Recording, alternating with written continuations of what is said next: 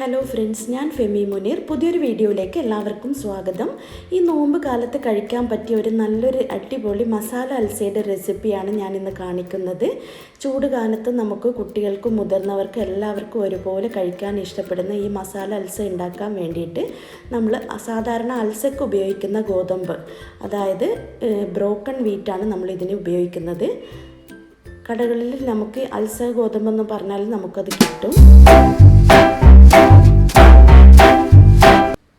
അപ്പോൾ ഒരു കപ്പ് അൽസ ഗോതമ്പ് നമുക്ക് ഒരു പാത്രത്തിലിട്ട് നന്നായിട്ട് കഴുകിയതിന് ശേഷം ഒരു 6 മണിക്കൂർ നമ്മൾ കുതിർത്ത് വെക്കുന്നുണ്ട്. ഇനി ഒരു കുക്കറിലേക്ക് നമുക്ക് ഈ കുതിർത്ത് വെച്ച ഗോതമ്പ് ഇട്ട് കൊടുക്കാം.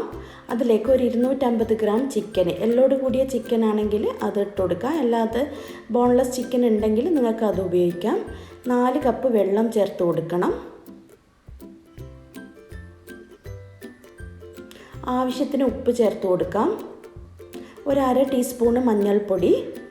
ഇനി കുറച്ച് മസാലപ്പൊടികൾ നമ്മൾ ഇതിലേക്ക് ചേർക്കുന്നുണ്ട്. ഒരു 1/2 ടീസ്പൂണ് ചെറിയ ജീരകത്തിൻ്റെ പൊടി, ഒരു 1/2 ടീസ്പൂണ് കാശ്മീരി മുളക് പൊടി എന്നിവ ചേർത്ത് നമ്മൾ കുക്കർ ഒന്ന് 4 മുതൽ 5 വരെ വിസിൽ അടിച്ച് നമുക്കിതൊന്ന് ഗോതമ്പൊന്ന് വേവിച്ചെടുക്കണം.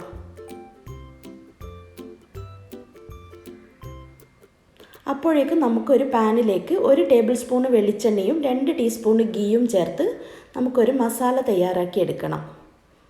ഇതിലേക്ക് ഒരു ടീസ്പൂൺ ഇഞ്ചി വെളുത്തുള്ളി പേസ്റ്റ് ഇട്ട് കൊടുക്കാം. 2 പച്ചമുളക് ചെറുതായി അരിഞ്ഞത് ചേർത്ത് കൊടുക്കണം.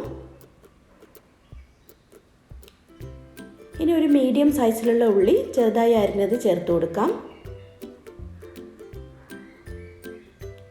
ഉള്ളി ഒന്ന് ബ്രൗൺ കളറായി വരുമ്പോൾ നമ്മൾ ഒരു തക്കാളി കൂടെ ചേർത്ത് കൊടുക്കുന്നുണ്ട്. മീഡിയം സൈസിലുള്ള ഒരു തക്കാളിയാണ് ഞാൻ എടുത്തത്, അതും കൂടെ ചേർത്ത് കൊടുക്കാം. നന്നായിട്ടൊന്ന് വഴറ്റിയെടുക്കാം.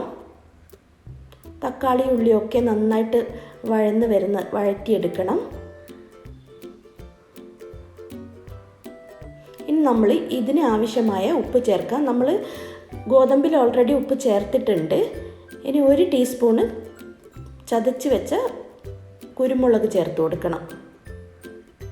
ആവശ്യത്തിന് കറിവേപ്പില ഇട്ട് കൊടുക്കാം.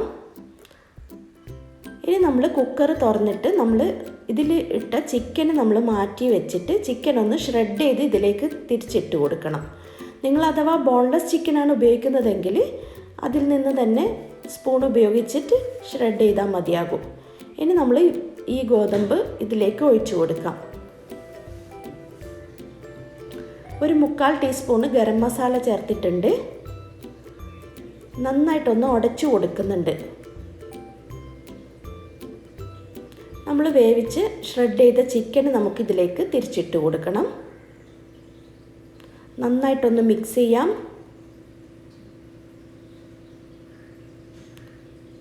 ഇനി നമ്മൾ ചേർക്കുന്നത് 1 കപ്പ് തേങ്ങാപ്പാലാണ്. നല്ല കട്ടിയുള്ള തേങ്ങാപ്പാൽ 1 കപ്പ് ചേർത്ത് കൊടുക്കാം.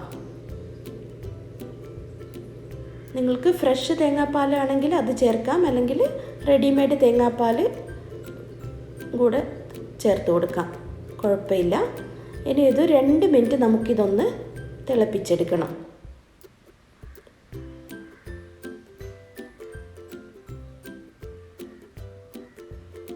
ഇനി ചെറുതായി അരിഞ്ഞ മല്ലിയില നമുക്കിതിലേക്ക് ഇട്ട് കൊടുക്കാം. അപ്പോൾ നമ്മുടെ മസാല അൽസ റെഡി ആയിട്ടുണ്ട്. വളരെ ടേസ്റ്റിയാണ്. ഉപ്പ് ആവശ്യമുണ്ടെങ്കിൽ ഉപ്പ് ചേർത്ത് കൊടുക്കണം. അപ്പോൾ ഈ റമദാൻ സമയത്ത് നമുക്ക് ഇഫ്താറിനൊക്കെ കഴിക്കാൻ പറ്റിയ ഒരു അടിപൊളി ഡിഷാണ്. നിങ്ങൾക്ക് ഇഷ്ടമായിട്ടുണ്ടെങ്കിൽ നിങ്ങൾ വീഡിയോ ലൈക്ക് ചെയ്യാനും ഷെയർ ചെയ്യാനും കമൻറ്റ് ചെയ്യാനും മറക്കരുത്. അപ്പോൾ ഇതുപോലുള്ള ഒരു പുതിയ വീഡിയോസായിട്ട് വീണ്ടും കാണാം. ബൈ.